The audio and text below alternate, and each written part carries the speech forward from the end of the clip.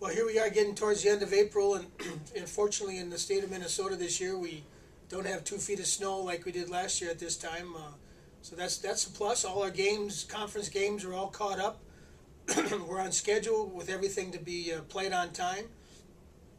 We put ourselves in a pretty good position with our non-conference and conference schedule so far to have a pretty good run right now with a 17-6 record. We have lost a handful or dozen of games to the weather, but unfortunately that nothing we can do much about that. So we'll get after it now with our last 6 conference games. We put ourselves in a position to be in the playoff picture, exactly where we wanted to be going into the last week and a half of our season. Some of the strengths have been our young pitching staff has really come around.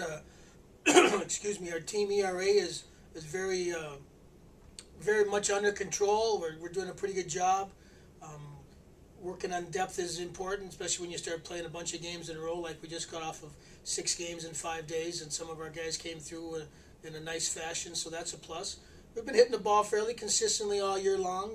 Obviously, we'd like to not to leave so many men on base. Our on-base percentage, I should say our hitting percentage with men in scoring position and men on base is certainly drastic from wins and losses, and that certainly would be the case, but that's something we can certainly keep improving on.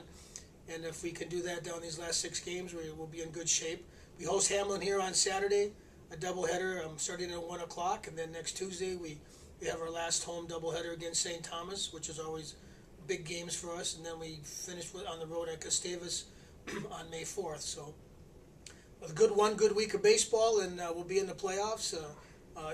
Anything's possible here, though, so we got to get after it. We got to play well.